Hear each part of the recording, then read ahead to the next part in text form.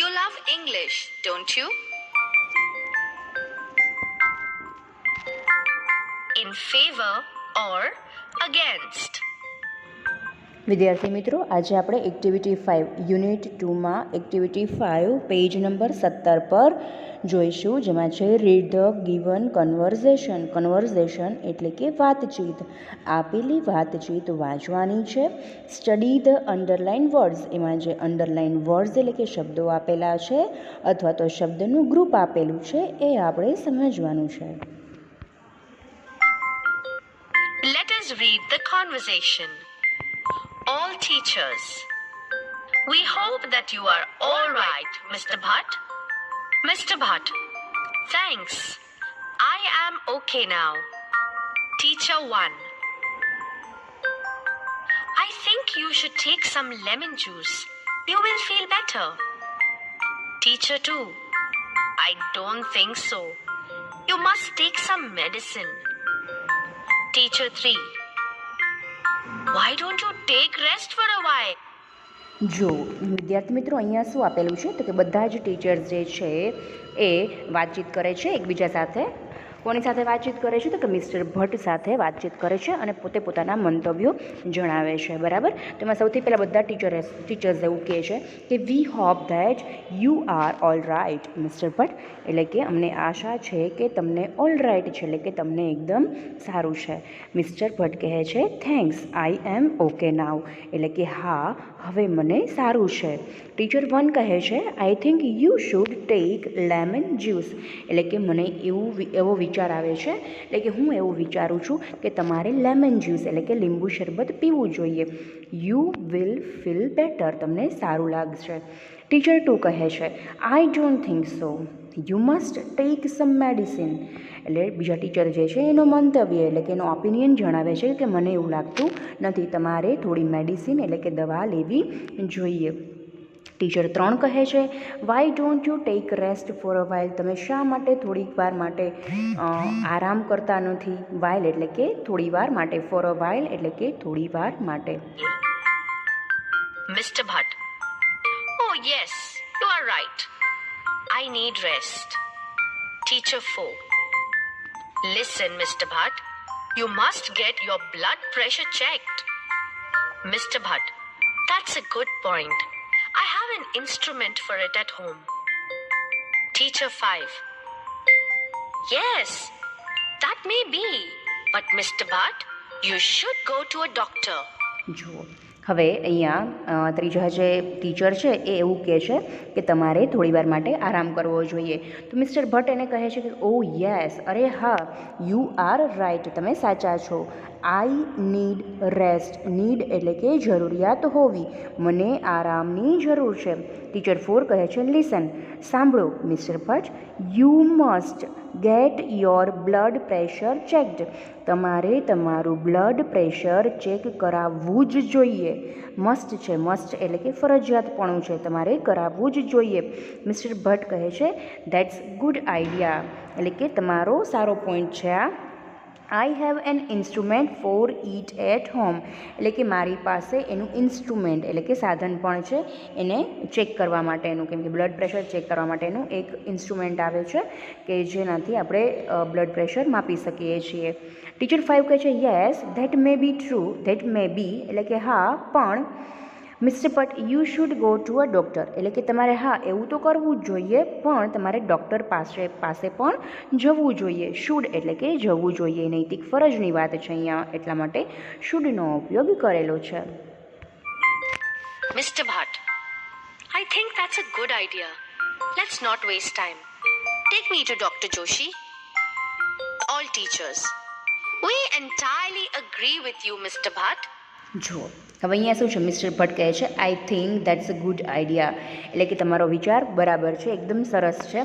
Let's not waste time. એટલે કે ચાલો આપણે સમય બરબાદ નહીં કરીએ. Take me to doctor Joshi, મને ડૉક્ટર જોશી પાસે લઈ જાઓ. ઓલ ટીચર્સ, બધા જ ટીચર્સ કહે છે we entirely agree with you mister Bhatt, એટલે કે અમે બધા જ તમારી સાથે અગ્રી એટલે કે સહમત છીએ. એન્ટાયરલી એટલે કે સમગ્ર, અગ્રી એટલે કે સહમત થવું, અમે બધા જ તમારી સાથે સહમત છીએ. તો વિદ્યાર્થી મિત્રો, અહીંયા અમુક એવા જે કન્વર્ઝેશનના જે અમુક વર્ડ્સ આપેલા છે અને વર્ડ્સનો સમૂહ આપેલો છે. જેમ કે તમે જોઈ શકો છો, જો તમારે ટેક્સ્ટબુક ખુલ્લી રાખેલી હોય તો પહેલાંમાં લખેલું છે આઈ ડોન્ટ થિંક સો. તો જ્યારે આપણે કોઈ પણને કાંઈ આપણું મંતવ્ય રજૂ કરતા હોય અને આપણું મંતવ્ય નકારમાં હોય તો આપણે એને એવું કહી શકીએ છીએ કે આઈ ડોન્ટ થિંક સો, એટલે કે એ નેગેટિવિટી છે કે ના, એટલે કે હું એવો વિચાર કરતો નથી. બીજું એવું છે કે oh yes you are right, એટલે કે અરે હા તમે સાચા છો. આ પોઝિટિવ વેમાં દર્શાવવામાં આવે છે. દેટ્સ ગુડ પોઈન્ટ, એટલે એ પણ પોઝિટિવ વેમાં આવશે. ત્યારબાદ છે yes that may be but, એટલે કે હા એ હશે પણ, એટલે કે આપણે ઘણીવાર ક્યારે આપણે વાત કરતા હોઈએ છીએ તો કોઈ એક ફ્રેન્ડ બીજી ફ્રેન્ડને કહે કે આમ નહીં નામ, તો આપણે કહીએ કે હા તારી વાત સાચી છે પણ, એટલે કે એની સાથે અગ્રી ન હોય, ડિસએગ્રી હોય, એટલે કે તારી વાત સાચી છે પણ આપણે આની બદલે આમ કરીએ તો વધારે સારું થાય. એટલા માટે એ આવશે નેગેટિવ પોઈન્ટ. અને ત્યારબાદ છે I think that's good idea, એટલે કે હા એ સારો વિચાર છે, એ પણ પોઝિટિવમાં છે. વી એન્ટાયરલી એગ્રી, એટલે કે અમે તમારી સાથે એકદમ સમગ્ર રીતે સહમત છીએ. તો આ બધા અમુક જે છે એ નેગેટિવ બાબત દર્શાવે છે, અમુક જે છે એ પોઝિટિવ વેમાં દર્શાવે છે. બરાબર, તો આ બધું તમારે આમાં સમજવાનું હતું. Let's go to the doctor. Now look at this table. They contain expressions. The first column consists of expression that can be used to express when one is in favor of something, while in the second column there are expressions that can be used when one is against something. જો અહીંયા એ જ આપેલું છે in favour of, એટલે કે favour કરવી, કોઈની સાથે સહમતિ કરવી, અને અગેન્સ્ટ એટલે કે ના વિરુદ્ધમાં હોવું. આપણે ઘણીવાર બોલતા હોઈએ છીએ કે છે લેટ્સ પ્લે, એટલે કે ચાલો રમીએ, લેટ્સ નોટ ગો, ચાલો નથી જવું આપણે ત્યાં. એટલે આવા બધા ઘણા બધા વર્ડ્સ છે કે જે તમે ગમે તે સેન્ટેન્સની સાથે જોડી શકો છો. પોઝિટિવ વ્યૂમાં કોઈ આપણું મંતવ્ય જણાવવો હોય ત્યારે, અને નેગેટિવ વ્યૂમાં પણ તમારે મંતવ્યો જણાવવો હોય ત્યારે તમે આમાંથી કોઈ પણ શબ્દ જે છે એ વાક્યને અનુરૂપ થઈને તમે ગોઠવી શકો છો.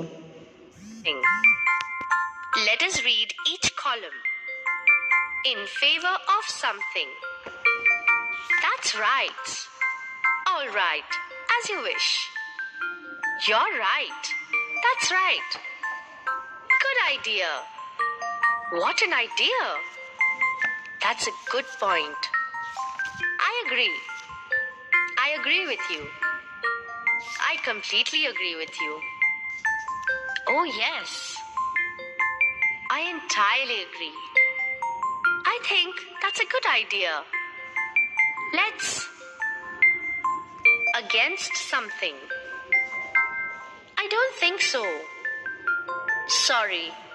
I disagree. I totally disagree. No, that's not right. Yes, that may be true, but. I'm sorry, but I don't agree. I'm not sure I agree with you. I don't agree at all. Sorry, but I feel that. No, certainly not. Let's not. With the help of the expressions in the table, let us complete the dialogue. Khush. What would you like to have in lunch? Here. As you wish. Khush. I think we should go for Punjabi food. Here. Dash. Because I have grown tired of taking Punjabi food. Why don't we try Chinese food? Khush. Dash. I don't like the smell of Chinese food. How about South Indian food? Here. Dash. In my opinion, it's heavy food. Khush. What do you think about dal bati? Here. Dash. But we don't have any hotel serving dal bati in our town. How about a Gujarati dish? Khush. Dash. Khush. What would you like to have in lunch? Heer. As you wish. Khush. I think we should go for Punjabi food. Heer. I don't think so, because I've grown tired of taking Punjabi food. Why don't we try Chinese food? Khush. I'm sorry, but I don't agree. I don't like the smell of Chinese food. જુઓ વિદ્યાર્થી મિત્રો, અહીંયા શું આપેલું છે? Conversion છે કે જેને આપણે કમ્પ્લીટ કરવાનું છે. તો ખુશ કહે છે what would you like to have in lunch, એટલે કે તને લંચમાં એટલે કે બપોરના જમવામાં શું ફાવશે? તો હીર કહે છે એઝ યુ વિશ, એટલે કે જેમ તારી ઈચ્છા પડે તે પ્રમાણે. ખુશ કહે છે I think we should go for Punjabi food, એટલે કે મારી ઈચ્છા એવી છે કે આપણે પંજાબી ફૂડ ખાઈએ. તો હીર શું કહે છે? ખાલી જગ્યા. Because I have grown tired of taking Punjabi food, એટલે કે ગ્રોન ટાયર્ડ એટલે કે હું પંજાબી ફૂડ ખાઈને થાકી ગઈ છું. Why don't we try Chinese food, એટલે કે આપણે એના કરતાં ચાઇનીઝ ફૂડ ખાઈએ તો. બરાબર, એટલે કે અહીંયા નેગેટિવ છે, નેગેટિવ હીર છે, નેગેટિવ બોલશે કેમ કે એને પંજાબી ફૂડ ખાવું નથી માટે. હવે ખુશ શું કહે છે? ખાલી જગ્યા કરીને I don't like the smell of Chinese food, મને કે ચાઇનીઝ ફૂડ ભાવતું નથી, એની સ્મેલ જ મને ગમતી નથી. How about south Indian food, તો એના કરતાં કે આપણે સાઉથ ઇન્ડિયન ફૂડ ખાઈએ તો. બરાબર, એટલે ખુશને પણ ઈચ્છા નથી, એટલા માટે એને નેગેટિવ બોલ્યું છે. એટલે એમ કહે છે કે આઈ એમ સોરી, એટલે કે હું માફ કરો મને, પણ આઈ ડોન્ટ અગ્રી, એટલે કે હું એની સાથે અગ્રી નથી. How about South Indian food? Heer. I don't agree at all. In my opinion, it's heavy food. Khush. What do you think about dal bati? જો એટલે હવે એને પણ ઈચ્છા નથી, એટલે કહે છે કે ના, કે ઇન માય ઓપિનિયન, એટલે કે જો મારું મંતવ્ય હોય ને તો એમ કે તો હું એવું જ કહીશ કે ઇટ્સ હેવી ફૂડ, એટલે કે એ થોડુંક હેવી છે. આપણે કેમ કે સાઉથ ઇન્ડિયનમાં આપણને ખબર છે કે શું આવે, તો કે ઢોસા છે, ઇડલી છે, ત્યારબાદ મેંદુ વડા, એવી ઘણી બધી વસ્તુ આવે કે તમને અત્યારે બધું આ સાંભળીને તમને મોઢામાં પાણી આવી ગયું હશે. બરાબર ને? પંજાબી ને ચાઇનીઝ ને તમને તો એવું બધું બહુ જ ભાવે, રાઈટ? હજી તો પીઝા નથી આવ્યા, નહીતર તો તમને બધાને આવું બધું જંક ફૂડ ને એવું બધું બહુ જ ભાવતું હોય છે. ફ્રેન્ડ્સ, ક્યારેક ખાઈ લેવાનું, પણ બહુ રેરલી, બને એટલું મહિનામાં અથવા 2 મહિને એકાદ વાર જ બ્રેડની અથવા તો કોઈ પણ આથાવાળી વસ્તુ જે છે એ ખાવાની. બરાબર, આપણને જો ખાવા પીવાની ઈચ્છા થાય કોઈ પ્રશ્ન નથી, પણ જો દાલ બાટી છે, હવે જો દાલ બાટીનું ઉલ્લેખ થશે, એ ખાઓ તમે, એ રાજસ્થાની ફૂડ છે, પણ એ ખાઓ, એ બહુ સારું છે અને હેલ્ધી છે. બરાબર, તો આવું ન આવડતું હોય ને તો મમ્મીને કહેવાનું કે મમ્મી યુટ્યુબમાં જોઈને બનાવું, અથવા તો તમે પણ હવે મોટા થઈ ગયા છો, 8માં છો, એટલે હવે આપણે મોટા જ કહેવાય, તો આપણે પણ યુટ્યુબમાં જોઈને મમ્મીને કહેવાનું કે ચાલ આપણે બે થઈને બનાવીએ, કેમ કે એ બધી જે વસ્તુઓ જે છે એ આપણા ઘરમાં પણ ઇઝીલી અવેલેબલ હોય છે, જેમાં બધી જ પ્રકારની 3-4 જાતની દાળ હોય છે, અને ત્યારબાદ ઘઉંના લોટમાંથી એને બાટીને બનાવવામાં આવે છે. ત્યારબાદ ઉપર ઘી, ચોખ્ખું ઘી જે આપણે હોય એ ઉપરથી નાખવામાં આવે છે, અને સાથે સલાડ અને એવું બધું, ચટણી ને એવું બધું હોય છે કે જે તમે પણ સરસ રીતે ઘરે બનાવી શકો, અને એ હેલ્ધી પણ છે. Heer. I think that's a good idea.